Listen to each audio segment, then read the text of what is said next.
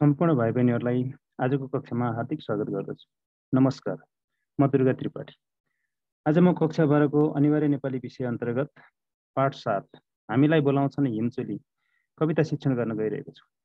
यस क्रममा कवि परिचय, कविताको मूलभाव तथा कविताको व्याख्या विश्लेषण गरी सम्पूर्ण अभ्यास शिक्षण गर्नेछु। अब भने लागौँ कवि परिचयतर्फ।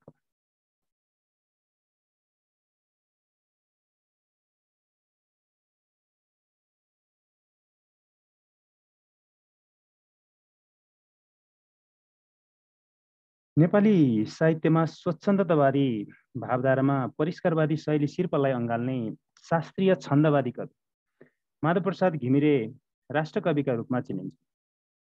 उनको जन्म विक्रम सम्वत 1976 साल असोज 7 गते भएको थियो। उनको जन्मस्थान गण्डकी अञ्चलको लमजुङ जिल्लाको पुस्तुन भन्ने गाउँमा भएको थियो। उनको जन्म चाहिँ राष्ट्रकवि माधवप्रसाद घिमिरेको मृत्यु विक्रम सम्वत 2077 साल भाद्र 2 गते मङ्गलबारका दिन काठमाडौँमा 101 वर्षको उमेरमा भएको थियो। शिक्षाको सन्दर्भमा माधवप्रसाद घिमिरेले सर्वदर्शनमा शास्त्री गरेका थिए। त्यसैगरी साहित्य यात्राको सन्दर्भमा विक्रम सम्वत 1993 सालमा गोर्खापत्र पत्रिकामा पहिलो कविता ज्ञानपुष्प शीर्षकको कविता प्रकाशन गरी साहित्य यात्रा सुरुवात गरेका हुन्। कविता, खण्डकाव्य, गीत, बालगीत, गीति नाटक आदि विभिन्न विधामा कलम चलाएर नेपाली साहित्यको श्रीवृद्धि गरेका छन् माधवप्रसाद घिमिरेले। उनका प्रमुख कृतिहरूमा चाहिँ नवमञ्जरी कविता सङ्ग्रह 1994 सालमा प्रकाशन भएको हो। त्यसैगरी घामपानी बाल कविता सङ्ग्रह 2010 सालमा प्रकाशित भएको थियो। त्यसरी नयाँ नेपाल कविता सङ्ग्रह 2013 सालमा प्रकाशित भएको थियो। गौरी शोक काव्य 2015 सालमा प्रकाशित भएको थियो। राजेश्वरी खण्डकाव्य 2017 सालमा प्रकाशित भएको थियो। पापिनी आमा खण्डकाव्य 2017 सालमा, राष्ट्र निर्माता खण्डकाव्य 2023 सालमा, धरती माता खण्डकाव्य 2030 सालमा, किन्नर किन्नरी गीत सङ्ग्रह 2033 सालमा, मालती मङ्गले गीति नाटक 2039 सालमा प्रकाशित भएको थियो। त्यसै गरी उनले शकुन्तला नाटक पनि लेखेका थिए। उनको शकुन्तला नाटक पनि प्रकाशन भएको छ।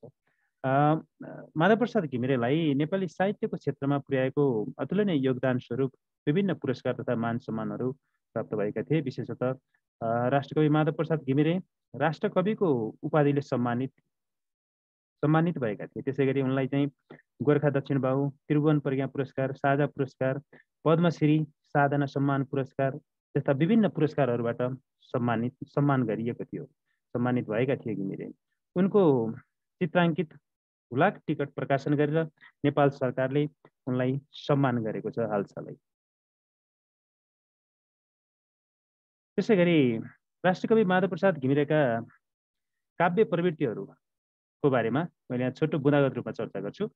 राष्ट्रकवि माधवप्रसाद घिमिरेका काव्यगत प्रवृत्तिहरू नम्बर 1 मा चाहिँ आत्मपरकता, हार्दिकता, निजात्मकता, अनुभूतिको सहजता जस्ता परिष्कार र सचेतना सहितको स्वच्छन्दतावादी प्रवृत्तिलाई घिमिरेले अँगालेका थिए।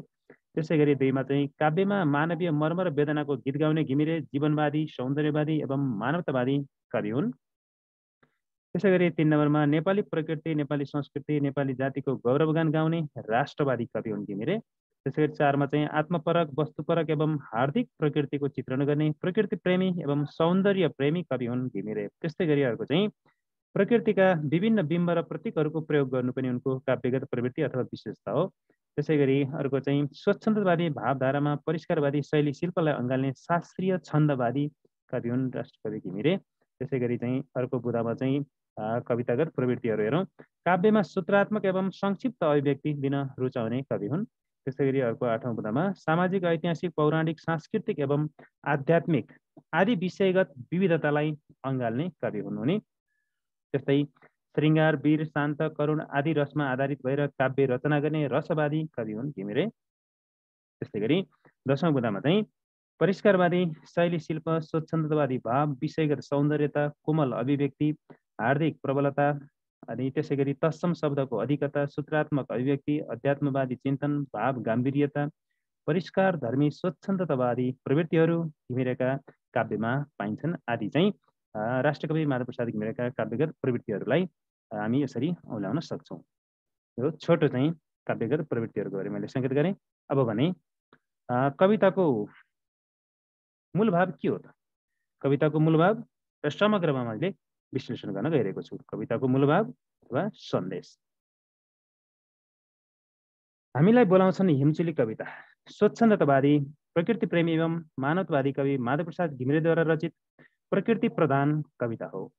लोकलयमा आधारित, सबै छन्दमा संरचित यस कवितामा कविले प्रकृति र मानव बीचको घनिष्ठ सम्बन्धलाई कलात्मक रूपमा चित्रण गर्दै हिमचुलीको काखमा रहेको नेपालको हिमाली भूमि सधैँ हराभरा भइरहने अनि लेकको सेपिलो एवं घना जङ्गलले सुशोभित भएकाले विभिन्न जीवजन्तु, पशुपक्षी, वनस्पतिहरूको प्रजातिगत विविधताले भूस्वर्गको अनुभूति दिलाउने वातावरणीय परिवेशका कारण आन्तरिक एवं बाह्य पर्यटकको घुइँचो लाग्ने गर्दछ।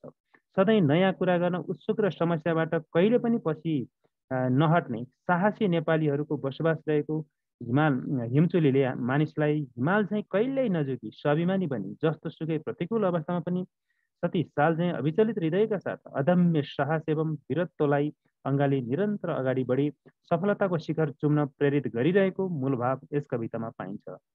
हिमाली प्राकृतिक वातावरण र परिवेश सरी हिमाली प्राकृतिक वातावरण र परिवेश अनि त्यसले मानवीय जीवनमा पार्ने सकारात्मक प्रभावको गुणगान गाउँदै हिमचुलीले हामीलाई बोलाएका अनि हिमचुलीको यात्रामा हाम्रा पाइला उचालिएका प्रसङ्गबाट यात्रा वर्णन गरिएको यस कवितामा स्वाभिमान र अटलता, आस्थाका धरोहर, गौरव र प्रतिष्ठाका हाम्रा हिमचुलीले हामीलाई सफलताको शिखर चुम्न सधैँ अभिप्रेरित गरिरहने र हामी जस्तोसुकै प्रतिकूलतालाई चिर्दै अविचलित भई शिखरमा पुगेरै छाड्छौँ भन्ने मूलभाव प्रस्तुत गरिएको छ यस कवितामा। त्यस्तै गरी अर्को प्याराग्राफमा राष्ट्रकवि घिमिरेले यस कवितामा विश्वकै सर्वोच्च शिखर सगरमाथा लगायत चाँदी झैँ टल्कने सुन्दर हिम श्रृङ्खलाको काखमा अवस्थित तेस्रो ध्रुवको देश नेपालको हिमाली वातावरण र परिवेशको मधुमाधुरीमा विश्वलाई मोहनी लगाउन सक्ने जादु लुकेको वास्तविकतालाई सजीव चित्रण गरेका छन्।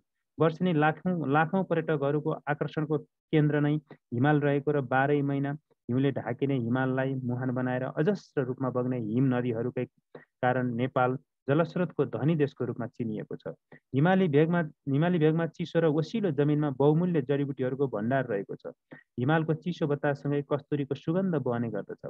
हिमाली आकर्षणकै कारण हिमाल आरोहणका लागि आन्तरिक र बाह्य पर्यटकहरूको घुइँचो लाग्दछ। हिमाली यात्रामा लम्कँदा चिसो मिठो पानीको अमृततुल्य स्वाद अनि रमणीय प्राकृतिक परिवेशले मन रमाउँदा देउरालीको बिसौनीमा बसेर सुसेली हालेर वनपाखा घन्काउने कवि चाहना भएको पाइन्छ। वनपाखामा गाई चराउँदै गोठाल्ने गीतमा रमाउने अनि हिमाली जडीबुटी खोज्न जाने नेपालीहरूको प्रसङ्ग कविले उल्लेख गरेका छन्। साँगुरो डोरेटो अनि सधैँ हराभरा भइरहने लेकको सेपिलो एवं घना जङ्गलमा विभिन्न प्रजातिका चराचुरुङ्गी अनि कस्तुरी मृगको बथानले हिमाली वातावरणमा रौनकता भरेको पाइन्छ। कुहिरोले ढाकेको डाँडाकाँडा र लेक बेसीलाई इन्द्रेणीले छुँदाको सुन्दर दृश्य अनि निगाले घाँसमा भेडा अनि नागीहुमा चौरी चर्ने, धुपी सल्ला र बुकी फुलले बास्ना छर्ने, नौरङ्गी डाँफीले उडान भर्ने, कस्तुरी हिमालको बतासमा मिठो बास्ना छर्ने, पहरामा छहराले साङ्गीतिक ध्वनि गुन्जाउने कार्यले प्रकृति नै सुन्दर नाट्यशाला अभिव्यञ्जित हुन पुगेको देखिन्छ।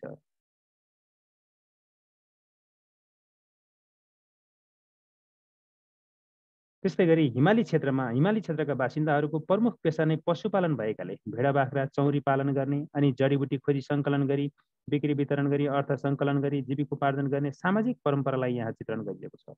कविले यात्राको क्रममा विकट भौगोलिक वातावरण र परिवेश, प्राकृतिक सौम्यता अनि त्यहाँको सरल ग्रामीण जनजीवनका साथै आफूले देखेका जीवजन्तु, पशुपक्षी, प्राणी, वनस्पतिको सुन्दर वर्णन गर्दै कलात्मक चित्रण गरेका छन्। हिमाली भेगको यात्राका क्रममा उपल्लो हिमालमा पुगेपछि मानिसको बस्ती नभेटिने, छङ्गाछुर भिर रहेको, वर्षभरिमा 9 महिना हिउँले ढाकिने ठाउँ मात्र रहेको, हिउँले बाटो रोकिदिने अनि मुटु नै हान्ने खालको चिसो मौसम भए पनि बाटो असहज नै भए पनि ज्यानको बाजी थापेर हामी नेपाली अगाडि बढ्छौँ।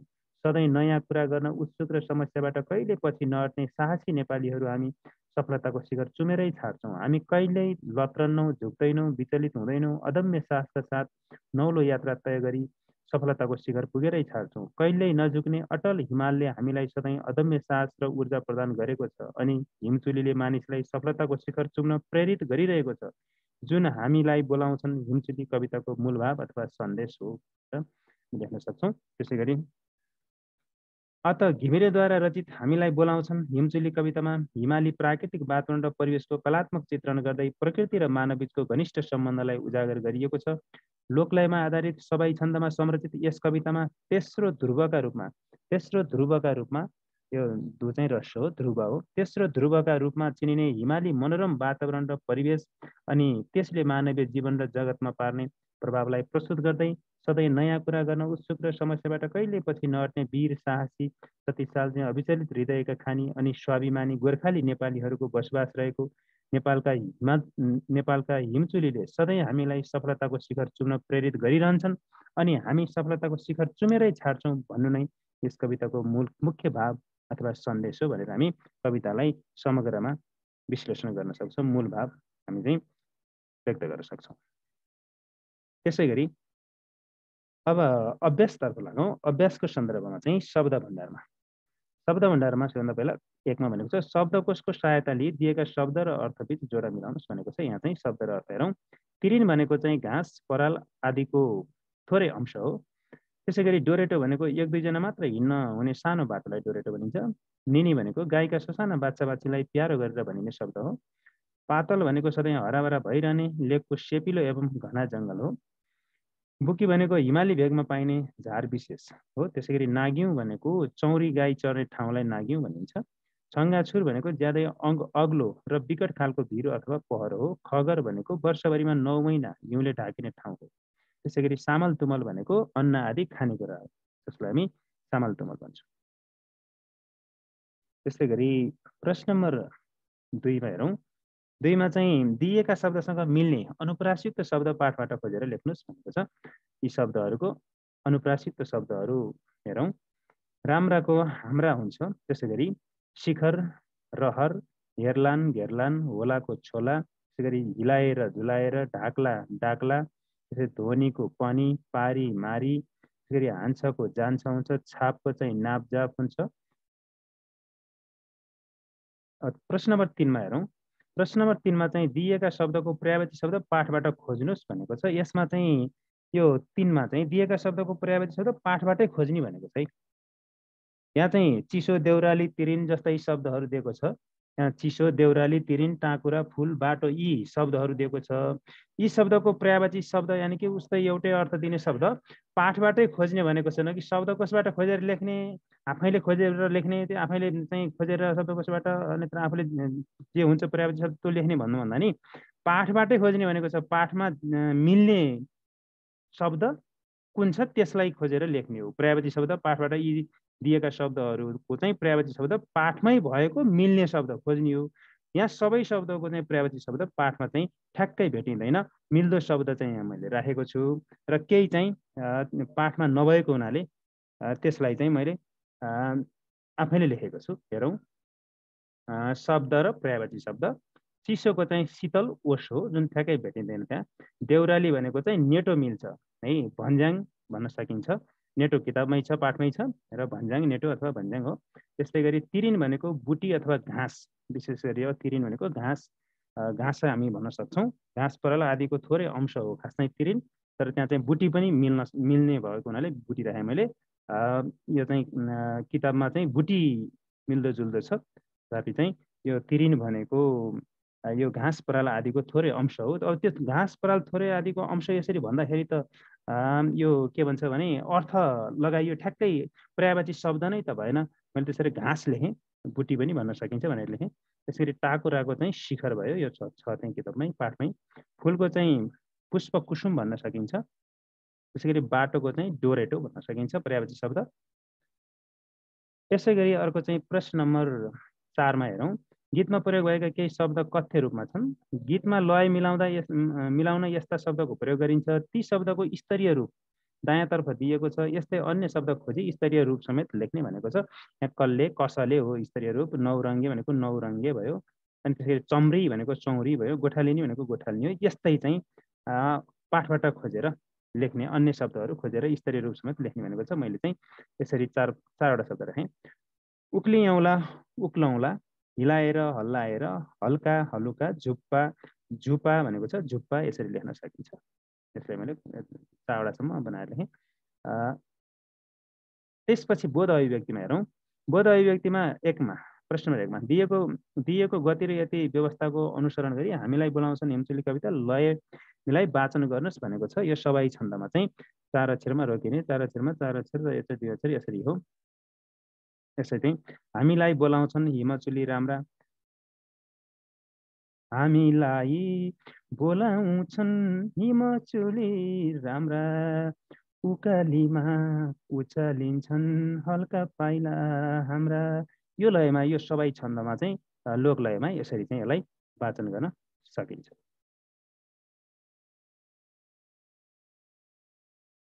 प्रश्न नम्बर 2 मा चाहिँ उदाहरणमा देखाए जस्तै गरी दिएका शब्दको अक्षर छुट्याएर शुद्ध उच्चारण गर्नुहोस् भनेको छ। यसलाई चाहिँ मैले यहाँ चाहिँ यो अक्षर संरचनाको सन्दर्भमा है, अक्षर संरचनाको सन्दर्भमा परीक्षामा बोर्ड परीक्षामा आउँछ। यो 3 नम्बरको आउँछ है। यसलाई चाहिँ अगाडि पनि मैले धेरै चर्चा गरिसकेको छु र यहाँ चाहिँ उदाहरणमा सामल तुमल दिएको छ। सामल तुमल यसरी 4 अक्षरमा चाहिँ यहाँ उदाहरणमा राखेको छ। त्यसै गरी सामल तुमल पछि चाहिँ यहाँ चाहिँ अरू सुसेली छ है। सुसेली यसरी लेख्न सकिन्छ। सुसेली सबै रस्ट हुन्छ, यसमा दीर्घ हुँदैन। लेखा उच्चारणको सन्दर्भमा उच्चारण अनुसार हामीले यो अक्षर संरचना छुट्याउने हो। सुसेली 3 अक्षर हो। त्यस्तै गरी चाहिँ हिमचुली यो चाहिँ 3 भयो। त्यस्तै गरी अर्को शिखर चाहिँ 2 अक्षर भयो। उक्ली औँला यो चाहिँ के भयो त 4 अक्षर भयो। त्यसै गरी मर्नै पर्छ भन्दा 4 अक्षर भयो। यसलाई चाहिँ यसरी लेख्न सकिन्छ।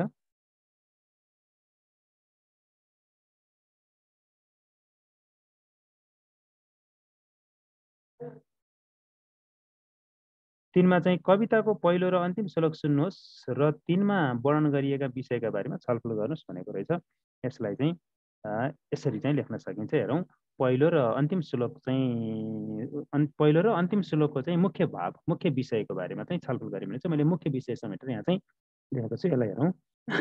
सरी, कविताको पहिलो श्लोकमा हामी सबैलाई मन्त्रमुग्ध बनाउने अत्यन्तै राम्रा हिमचुलीले हामीलाई बोलाएपछि हिमचुलीको यात्रामा निस्केका हाम्रा पाइला उकालीमा ऊर्जाशील हुँदै उचालिन्छन् भन्ने विषयलाई वर्णन गरिएको छ भने अन्तिम श्लोकमा हिमाल चाहिँ अटल कहिल्यै नझुक्ने स्वाभिमानी हामी नेपालीहरूको अदम्य साहस, वीरता, शूरता र निडरता प्रदर्शन गरी विकास, समृद्धि र प्रगतिको शिखर चुमेर सुनौलो संसार रचे जीवनलाई अर्थपूर्ण अनि मरणलाई सार्थक पार्ने रहर भएको विषयलाई वर्णन गरिएको छ। हिमचुलीले नै हामी नेपालीलाई सफलताको शिखर चुम्न प्रेरित गरिरहेको छ। हिमाल चाहिँ अटल, मर्नबाट कहिल्यै नडराउने वीर गोर्खालीका सपूत नेपालीहरूको शूरता र वीरताको कथा नै वर्णित विषय हो। हिमाल नै हाम्रो स्वाभिमानको प्रतीक, गौरव र प्रतिष्ठाको उचाइ अनि प्रगतिको कारक हो भनेर यसरी लेख्न सकिन्छ। त्यसै गरी अर्को हेरौँ, प्रश्न नम्बर 4 मा बोध अभिव्यक्तिको प्रश्न नम्बर 4 मा चाहिँ उनी सोध्लिन् डडक खोज्नलाई कवितांश सुन्नुहोस् र 3 मा उल्लेख गरिएका कामका बारेमा भन्नुहोस् भनेको छ। यो श्लोकमा चाहिँ उल्लेख गरिएका कामको बारेमा चाहिँ भन्ने भनेको छ। त्यसलाई मैले यसरी लेखेँ। नेपाल हिमालयको देश हो। नेपालको उत्तरी प्रदेशमा अवस्थित मनोरम हिम श्रृङ्खलाको काखमा मृत सञ्जीवनी बुटीहरू प्रकृतिले हामीलाई वरदानको रूपमा प्रदान गरेको छ।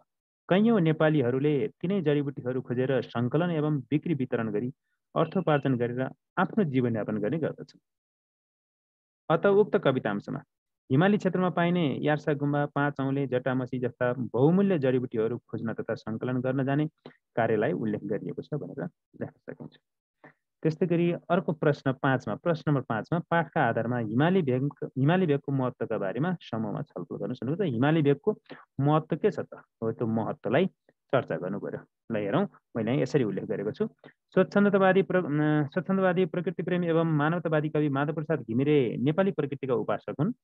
उनले नेपाली प्रकृतिको मूल्य, महत्त्व र गरिमालाई उजागर गर्दै प्राकृतिक सुन्दरताको गुणगान गाएका छन्। घिमिरेले हामीलाई बोलाउँछन् हिमचुली कवितामा हिमाली भेगको महत्त्वका बारेमा चर्चा गर्दै हिमाल नै हाम्रो स्वाभिमानको प्रतीक र गौरव र प्रतिष्ठाको उचाइ अनि प्रगतिको कारक भएको, ऊर्जाको अजस्र मुहानको रूपमा रहेको, प्रकृतिको सुन्दर क्रीडास्थल नेपाल प्राकृतिक सुन्दर नाट्य रङ्गमञ्च भएको, विश्वकै सर्वोच्च शिखर सगरमाथा लगायत साँधी चाहिँ टल्कने सुन्दर हिमालहरूको मधु माधुरीमा विश्वलाई मोहनी लगाउने सामर्थ्य रहेको, वर्षेनी लाखौँ पर्यटकहरूको आकर्षणको केन्द्र नै हिमाल रहेको, 12 महिना हिउँले ढाकिने हिमाललाई मुहान बनाएर अजस्र रूपमा बग्ने नदीनालाहरूकै कारण नेपाल जलस्रोतको धनी भएको, हिमाली भेगमा बहुमूल्य जडीबुटीको भण्डार रहेको, हिमालको चिसो बताससँगै कस्तुरीको सुगन्ध बहने, हिमाल आरोहणकै लागि आन्तरिक तथा बाह्य पर्यटकको घुइँचो लाग्ने, हिमालकै कारण पर्यटन व्यवसाय फस्टाए, वैदेशिक मुद्रा आर्जनको आधार बनेको, हिमाली हावापानीका कारण जैविक पक्ष समृद्ध बनेको, हिमाच्छादित हिमालयका कारण नेपाल विश्वमा तेस्रो ध्रुवको देशका रूपमा चिनिएको,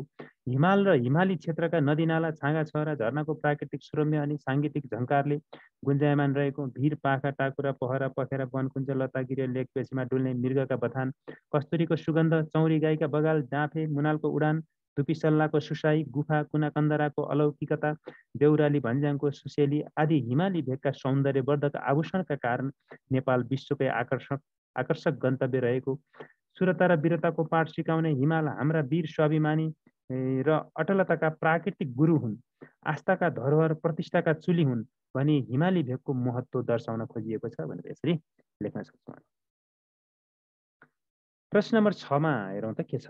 प्रश्न नम्बर 6 मा चाहिँ दिएको कवितांश पढी मौखिक उत्तर दिनुहोस् भनेको छ। उकालीको चिसो पानी अञ्जुलीले खाउँला, उकालीको चिसो पानी अञ्जुलीले खाउँला, देउरालीको बिसौनीमा सुसेलीले गाउँला, वनभित्र ढुङ्गामाथि गाउलिन् गोठालिनी, गाईलाई बोलाउलिन् लाला ओरिनिनी। यसरी यो सबै छन्दमा हामी यसलाई चाहिँ भन्न सक्छौँ। मैले यो कविता छुट्टै त्यसरी वाचन गरेर राखेको भए पनि हुन्थ्यो, तर त्यो प्रयास मैले गरिनँ। ठिकै छ। यसलाई चाहिँ यो कवितांश पढेर यी चाहिँ प्रश्नहरूको उत्तर दिनुपर्ने हुन्छ। हेरौँ यी प्रश्नहरूको उत्तर चाहिँ यस प्रकार दिन सकिन्छ। यसमा पहिलो प्रश्न, माथिको कवितांश कमा है, माथिको कवितांशमा कस्तो परिवेशको चित्रण गरिएको छ? यसलाई हेरौँ त उत्तर।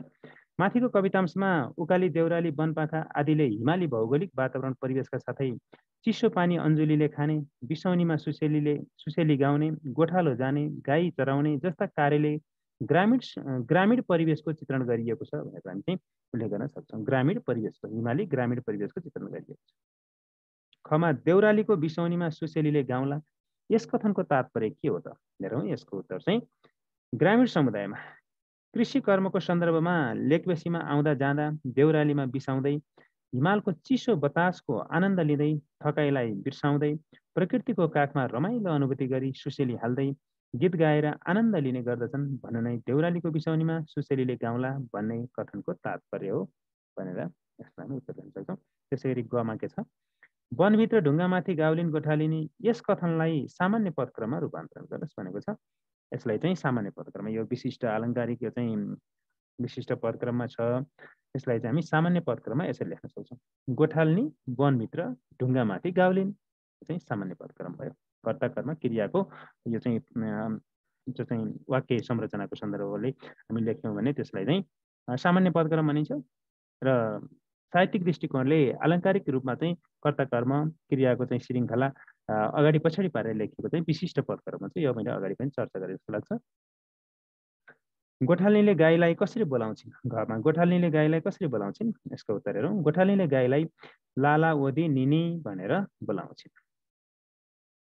त्यस्तै गरी अर्को प्रश्न हेरौँ। प्रश्न नम्बर 7 मा टाकुरामा नौरङ्गे डाँफे, कवितांश पढी हिमाली भेगमा पाइने जनावर र बोट बिरुवाका बारेमा छोटो अनुच्छेद लेख्ने भनेको छ।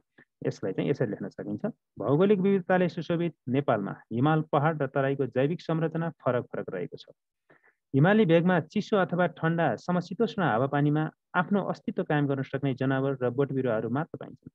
यस भेगमा भेडा, चौरी लगायतका बाक्लो रौँ हुने जनावरहरू पाइनुको साथै नौरङ्गी डाँफे लगायतका पक्षी पाइन्छन् भने धुपी, सल्ला जस्ता कोणधारी रुखहरूको वन एवं निगालो, बुके फुल लगायतका पोथ्रा, बुट्यानका झाडी आदि बोट बिरुवाहरू हिमाली भेगमा पाइन्छन्। बोट बिरुवाहरू है, बोट बिरुवाहरू हिमाली भेगमा पाइन्छन्। त्यस्तै गरी प्रश्न नम्बर 8 मा हेरौँ। प्रश्न नम्बर 8 मा के छ? दिएको कवितांश पढी सोधिएका प्रश्नको उत्तर लेख्नुहोस्। मर्नै पर्छ भने पनि पर पुगी मरौँ, नझुक्ने यो हिमालमा किन झुकी मरौँ, जति चढ्यो उति बाँकी हिमचुली शिखर, नदेखेको कुरा हेर्ने हामीलाई रहर। यो कवितांश पढेर हामीले चाहिँ प्रश्न उत्तर दिनुपर्ने हुन्छ। यहाँ चाहिँ पहिलो प्रश्न, माथिको कवितांशमा नेपालीको कस्तो मानसिकताको चित्रण गरिएको छ, अथवा नेपालीले हिमचुलीबाट कस्तो प्रेरणा प्राप्त गरेका छन्। हेरौँ, यसमा चाहिँ पहिलो प्रश्नको उत्तर चाहिँ माथिको कवितांशमा नेपालीको कस्तो मानसिकताको चित्रण गरिएको छ, यसको उत्तर हेरौँ। विश्वविजयी वीर गोर्खालीका सन्तति नेपालीहरूको हिमाल चाहिँ अटल, कहिल्यै नझुक्ने स्वाभिमानी, जस्तोसुकै प्रतिकूल अवस्थामा नै किन नहोस् सती साल चाहिँ अविचलित हृदय हुने, सुरता वीरता धीरताका शक्तिपुञ्ज एवं अदम्य साहसको अजस्र मुहान भएका अनि मर्नबाट कहिल्यै नडराउने भयमुक्त साहसी सुरवीर मानसिकताको चित्रण गरिएको छ। जन्म र मरण प्रकृतिको होइन हो, तर जीवनलाई अर्थपूर्ण बनाई मरणलाई सार्थक पार्न अदम्य साहसका साथ जस्तोसुकै प्रतिकूल अवस्थामा पनि सङ्घर्षशील बन्नुपर्छ भन्ने मानसिकता भएका नेपालीहरू हिमचुली शिखरमा चढी नयाँ यश कीर्ति ख्याति कमाउन चाहने, नवीन अनुभव र अनुभूति सङ्घाल्न चाहने, नदेखेको कुरा देख्न चाहने, नजानेको कुरा जान्न चाहने, बुझ्न चाहने, जिज्ञासु उत्सुक मानसिकता भएका, प्रगतिका थुम्कीहरू चढ्न चाहने, सफलता चुम्न चाहने, समस्यालाई भागेर होइन जागेर समाधान गर्नुपर्छ भन्ने मान्यता राख्ने, धैर्य साहस र आत्मविश्वासका प्रतिमूर्ति अनि हिमाल चाहिँ कहिले नझुक्ने डटी लड्ने नेपालीको अद्भुत मानसिकताको चित्रण गरिएको छ भनेर हामी लेख्न सक्छौँ यसको उत्तरमा। अब खमा हेरौँ, नेपालीले हिमचुलीबाट कस्तो प्रेरणा प्राप्त गरेका छन् त हेरौँ यसको उत्तर। नेपालका हिमचुलीहरू नेपालका पहिचान हुन् भने नेपालीका गौरव र प्रतिष्ठाका चुली हुन्। हिमचुलीको उचाइसँगै नेपालीहरूको शान र मान पनि चुलिएको छ। सदियौँदेखि कहिले पनि नझुकेका अटल अनि रहस्यको भण्डार हिमाल हाम्रो आस्था अनि स्वाभिमानको प्रतीक हो। हिमालको छत्र छायामा हुर्केका हामी नेपालीहरू हिमालकै काखमा हुर्की बढी हाँसेका छौँ अनि खेलेका छौँ, नाचेका छौँ, बाँचेका छौँ। कुनै पनि ऐतिहासिक कालखण्डमा हाम्रो हिमाल कहिले कसैसँग झुकेन, लत्रेन र झुक्दैन पनि। ठिक त्यसै गरी हामी नेपालीहरू पनि कहिले अरू सामु झुकेनौँ र झुक्दैनौँ पनि।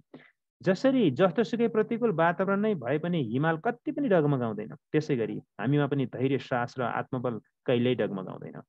हिमाल चुलीले हामीलाई सधैँ प्रगति पथमा लम्कने ऊर्जा प्रदान गर्दछ।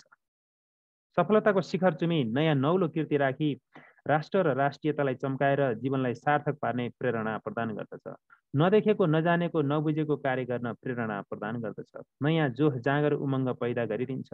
अत नेपालीले हिमचुलीबाट कहिल्यै नझुकी निर्भयका साथ स्वाभिमानी बनी आत्मगौरव बोध गरी प्रगति पथमा साहसी पाइला चाली सफलताको शिखर चुमेर जीवनलाई सार्थक पार्ने प्रेरणा प्राप्त गरेका छन् भनेर हामी खको उत्तर लेख्न सक्छौँ। त्यस्तै गरी अब अर्को प्रश्न हेरौँ। प्रश्न नम्बर 9 मा चाहिँ हामीलाई बोलाउँछन् हिमचुली कवितामा कस्तो परिवेशको चित्रण गरिएको छ, दिएका बुँदालाई समेत आदर बनाई समीक्षात्मक प्रतिक्रिया दिनुहोस्। यो चाहिँ परिवेशको चित्रण, हिमाली परिवेशको कस्तो चित्रण गरिएको छ भन्ने कुरा हो। यो कवितामा कस्तो परिवेशको चित्रण गरिएको छ भन्ने छ हिमाली परिवेशको चित्रण, त्यसलाई चाहिँ समीक्षात्मक रूपमा आफ्नो प्रतिक्रिया दिनु पर्यो यी बुँदाहरूका आधारमा। हेरौँ यसको 9को प्रश्न नम्बर 9 को उत्तर यसरी लेख्न सकिन्छ। राष्ट्रकवि माधव प्रसाद घिमिरे स्वच्छन्दवादी कविता धाराका परिष्कारवादी शैली शिल्पलाई अँगाल्ने प्रकृति प्रेमी, मानवतावादी, राष्ट्रवादी, सौन्दर्य प्रेमी, जातीय स्वाभिमान, जीवनवादी एवं प्राकृतिक एवं सांस्कृतिक बिम्ब र प्रतीकको प्रयोग गर्ने शास्त्रीय कवि हुन्। कवि घिमिरेद्वारा संरचित हामीलाई बोलाउँछन् हिमचुली कवितामा कविले प्रकृतिलाई मानवीकरण गरी प्रकृति र मानव बीचको घनिष्ठ सम्बन्धलाई उतार्दै प्रकृतिको सजीव चित्रण गरेका छन्। यस कवितामा मनोरम हिम श्रृङ्खलाको काखमा अवस्थित नेपालको उत्तरी क्षेत्रको हिमाली वातावरण र परिवेशको सुन्दर चित्रण गरिएको छ भनेर हामी यसरी सुरुवातमा नै प्रश्नको मुख्य उत्तरलाई सङ्केत गर्न सक्छौँ कविको परिचय सहित। त्यसपछि विस्तारमा दोस्रो अनुच्छेदमा उत्तर हेरौँ। कविले प्रकृतिको क्रीडास्थल नेपाललाई हिमचुलीको काखमा रहेको भनी नेपाली प्रकृतिलाई मानवीकरण गरी नेपाल प्राकृतिक आभूषणहरूले सुशोभित प्रकृतिको सुन्दर राजधानीका रूपमा चित्रण गरेका छन्। यस कवितामा सधैँ हराभरा भइरहने लेपको सेपिलो एवं घना जङ्गलले सुशोभित नेपाली परिवेशको लोभलाग्दो चित्रण गरिएको छ। भौगोलिक दृष्टिले विविधतामय नेपालमा पहाड पर्वत डाँडा काँडा उकाली ओह्राली देउराली भन्ज्याङ भएकाले विकासका पूर्वाधारहरूको सुदूर विकट गाउँ बस्तीमा पहुँच नपुगेकाले एक दुईजना मात्र हिँड्न मिल्ने सानो बाटो भएको परिवेशको चित्रण गरिएको छ। हिमाललाई मुहान बनाएर बग्ने नदीनाला छाँगा छहरा अनि झरनाहरूमा चिसो मिठो र स्वच्छ पानी भएको हिमाली परिवेशको चित्रण गरिएको छ। हिमाली क्षेत्रमा धुपी र बुकी जस्ता बोटबिरुवा र घाँसपातले मनोहर देखिने परिवेशलाई प्राकृतिक वातावरण परिवेशको कविले चित्रण गरेका छन्। यहाँ चाहिँ मैले फेरि भने हिमाली क्षेत्रमा धुपी र बुकी जस्ता बोटबिरुवा र घाँसपातले मनोहर देखिने परिवेशलाई कविले चित्रण गरेका छन्। यसलाई चाहिँ हामीले यो प्रसङ्गवश चाहिँ त्यो परिवेशलाई सङ्केत गरेर, जस्तै यहाँ मैले भने नि, हिमाललाई मुहान बनाएर बग्ने नदीनाला छाँगा छहरा अनि झरनाहरूमा चिसो मिठो र स्वच्छ पानी भएको हिमाली परिवेशलाई यहाँ चित्रण गरिएको छ। यसलाई यसरी प्रसङ्गवश चाहिँ प्रसङ्ग अनुसार चाहिँ हिमाली परिवेश भन्न बिचमा भन्यो भने राम्रो हुन्छ है।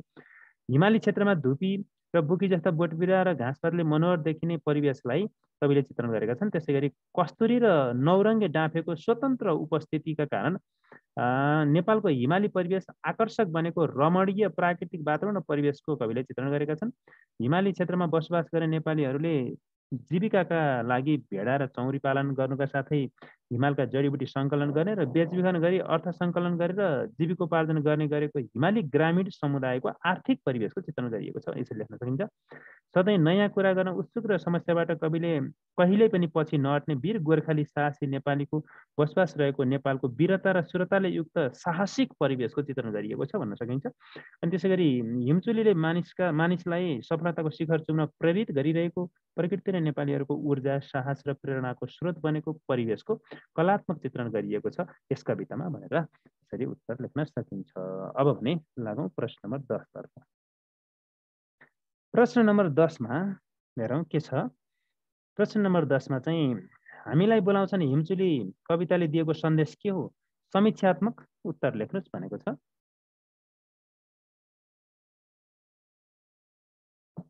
यसमा चाहिँ सरी, यो समीक्षात्मक उत्तर हो। समीक्षात्मक उत्तर यस अर्थमा मैले भने विवेचनात्मक प्रश्न हो। यो विवेचनात्मक प्रश्न परीक्षामा 8 नम्बरको आउँछ। 8 अङ्कको उत्तर लेख्दाखेरि कम्तीमा पनि हामीहरूले हाम्रो परीक्षाको कविमा पुग नपुग 2 पेज 1.5 पेज भन्दा बढी नै लेख्नुपर्ने हुन्छ। सामान्यतया चाहिँ विवेचनात्मक प्रश्नको उत्तर लेख्ने क्रममा सुरुवातमा कवि परिचय दिनै पर्छ, लेख्नै पर्छ कविको बारेमा। अनि त्यस पछाडि पाठसँग सम्बन्धित भएर पाठमा के मूल विषयवस्तु के हो त्यसलाई सङ्केत गर्दै मुख्य प्रश्नले सोधेको मुख्य कुरालाई पहिलो अनुच्छेदमै अन्तिम वाक्यमा सङ्केत गर्ने। त्यसपछि दोस्रो अनुच्छेदमा यानि कि दोस्रो प्याराग्राफ दोस्रो अनुच्छेदमा गएर प्रश्नले मागेको उत्तरलाई सविस्तार लेख्नुपर्छ। हेरौँ यसरी सुरुवात गर्न सकिन्छ। पहिलो अनुच्छेदमा हामीलाई बोलाउँछन् हिमचुली कविता स्वच्छन्दतावादी, प्रकृति प्रेमी एवं मानवतावादी कवि माधवप्रसाद घिमिरेद्वारा रचित प्रकृति प्रधान कविता हो, प्रकृति वर्णित कविता हो। यस कवितामा कविले प्रकृति र मानव बीचको घनिष्ठ सम्बन्धलाई कलात्मक रूपमा चित्रण गरेका छन्।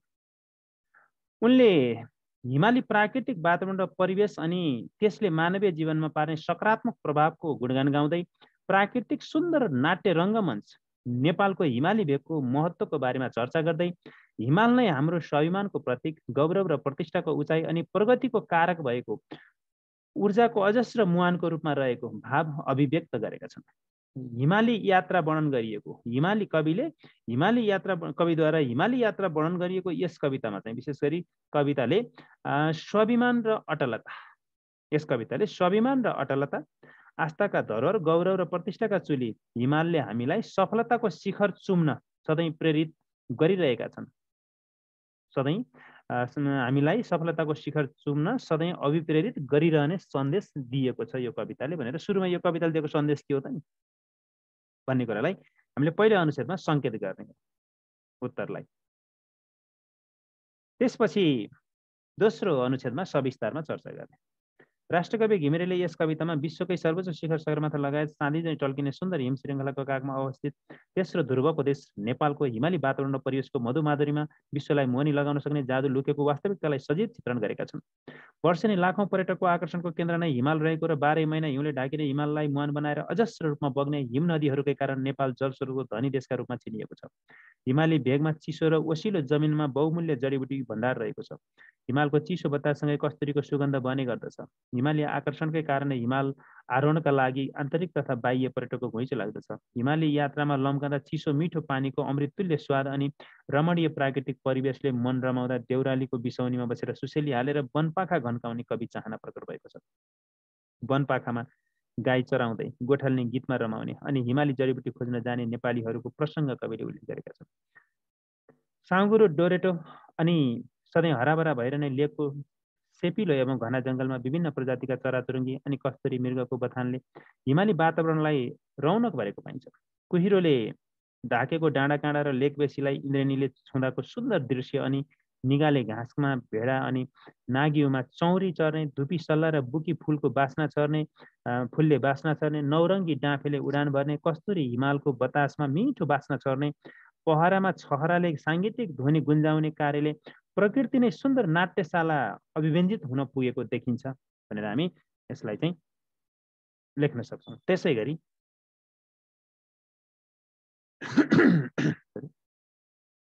हिमाली क्षेत्रका बासिन्दाहरूको प्रमुख पेसा नै पशुपालन भएकाले भेडा बाख्रा चौरी पालन गर्ने अनि जडीबुटी खोजी सङ्कलन गरी बिक्री वितरण गरी अर्थ सङ्कलन गरी जीविकोपार्जन गर्ने सामाजिक परम्परालाई यहाँ चित्रण गरिएको छ। हिमाली भेगको यात्राका क्रममा उपल्लो हिमालमा पुगेपछि मानिसको बस्ती नभेटिने, छङ्गाछुर भिरै भिर रहेको, वर्षभरिमा 9 महिना हिउँले ढाकिने ठाउँ मात्र रहेको, हिउँले बाटो रोकिदिने अनि मुटु नै हान्ने खालको चिसो मौसम भए पनि बाटो असहज भए पनि ज्यानको बाजी थापेर हामी नेपाली अगाडि बढ्छौँ। सधैँ नयाँ कुरा गर्न उत्सुक र समस्याबाट कहिले पछि नहट्ने साहसी नेपालीहरू हामी सफलताको शिखर चुमेरै छाड्छौँ। हामी कहिले लत्रन्नौँ, झुक्दैनौँ, विचलित हुँदैनौँ। अदम्य साहसका साथ नौलो यात्रा तय गरी सफलताको शिखर पुगेरै छाड्छौँ। कहिले नझुक्ने अटल हिमालले हामीलाई सधैँ अदम्य साहस र ऊर्जा प्रदान गरेको छ अनि हिमचुलीले मानिसलाई सफलताको शिखर चुम्न प्रेरित गरिरहेको छ, जुन हामीलाई बोलाउँछन् हिमचुली कविताको सन्देश हो भनेर लेख्न सक्छौँ। यसमा चाहिँ प्रश्न सोधाइ नै सन्देश छ। त्यसपछि हामी अत निष्कर्षमा जान्छौँ, निचोडमा। अत घिमिरेद्वारा रचित हामीलाई बोलाउँछन् हिमचुली कवितामा हिमाली प्राकृतिक वातावरण र परिवेशको कलात्मक चित्रण गर्दै प्रकृति र मानव बीचको घनिष्ठ सम्बन्धलाई उजागर गरिएको छ। लोकलयमा आधारित सबाई छन्दमा संरचित यस कवितामा तेस्रो ध्रुवका रूपमा चिनिने हिमाली मनोरम वातावरण र परिवेश अनि त्यसले मानवीय जीवन र जगतमा पार्ने प्रभावलाई प्रस्तुत गर्दै सधैँ नयाँ कुरा गर्न उत्सुक र समस्याबाट कहिले पछि नहट्ने वीर साहसी सती साल्ने अविचलित हृदयका खानी अनि स्वाभिमानी गोर्खाली नेपालीहरूको बसोबास रहेको नेपालका हिमचुलीले सधैँ सफलताको शिखर चुम्न प्रेरित गरिरहन्छन् र हामी सफलताको शिखर चुमेरै छाड्छौँ भन्नु नै यस कविताको मुख्य सन्देश हो भनेर यसरी हामी अन्तिममा चाहिँ निचोड लेखेर टुङ्ग्याउन सक्छौँ प्रश्नको उत्तर। र यसमा सुरुमा चाहिँ यो विवेचनात्मक प्रश्न भएको हुनाले कविको बारेमा केही कुराहरू उल्लेख गर्नुपर्छ। त्यसमा चाहिँ के सम्झिन्छ सकिन्छ भने कविका कृतिहरू 2-4वटा कृतिहरू पनि राख्यो भने थप प्रभावकारी हुन्छ भनेर मैले अन्तिममा भन्न चाहेँ है। त्यसपछि अब हामी अर्को प्रश्नतर्फ लागौँ। 11मा के भनेको छ, दिएको गजल पढ्नुहोस् र यसको संरचनाका बारेमा हेक्का राख्नुहोस्, ख्याल राख्नुहोस् र आफूलाई मनपर्ने विषयमा यस्तै एउटा गजल रचना गर्नुहोस् भनेर त्यही पढ्ने र यसैका आधारमा चाहिँ लेख्न सकिन्छ। र यो गजल चाहिँ अब यो यसै गरी लेख्ने भन्ने भन्दा नि यसलाई चाहिँ यो सैद्धान्तिक गजल लेख्नका लागि सैद्धान्तिक अवधारणा हुनुपर्छ, नत्र भने गजल नभइकन चाहिँ भाव हुनसक्छ, भावना हुनसक्छ। त्यसैले यसको सैद्धान्तिक कुराहरू, आवश्यक कुराहरू हामीले चाहिँ अध्ययन गरेर अनि बल्ल चाहिँ गजल लेख्न सक्छौँ, स्तरीय गजल लेख्न सक्छौँ। त्यसको लागि तपाईँहरूले अन्य अतिरिक्त चाहिँ गजलहरूको पनि अध्ययन गर्न सक्नुहुन्छ र चाहिँ अभ्यास गरेर गजल लेख्न सक्नुहुन्छ। यसलाई चाहिँ अभ्यासको खाँचो छ। यो हल्का तरिकाले त्यसै भाव पोखेर मात्रै गजल हुँदैन, यसका आफ्नै छुट्टै सैद्धान्तिक नियमहरू छन्, त्यसलाई विशेष अध्ययन गर्नुपर्ने हुन्छ। तपाईँहरूले अध्ययन गरेर रचना गर्न सक्नुहुन्छ यसलाई।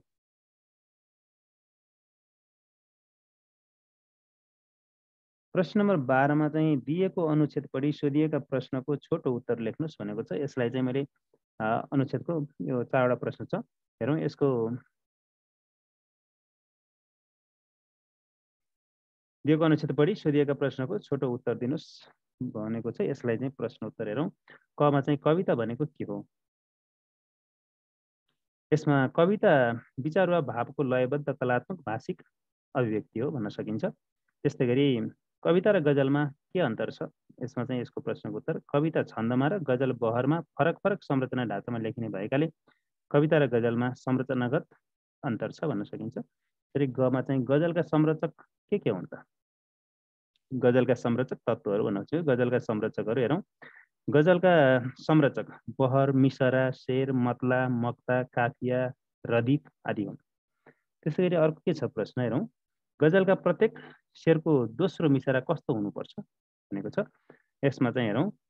गजलका प्रत्येक शेरको दोस्रो मिसरा हम काफिया अथवा अनुप्रासान्त हुनुपर्छ भनेर लेख्न सकिन्छ। त्यही चाहिँ यो अनुच्छेदको आधारमा हामीले पढेर त्यहाँ जे भनेको छ त्यसैलाई लेख्ने हो। र यी चाहिँ त अब कतिपय चाहिँ जे छ त्यही चाहिँ तथ्यपरक नै हुनुपर्ने हुन्छ यसको प्रश्नको उत्तर लेख्दाखेरि।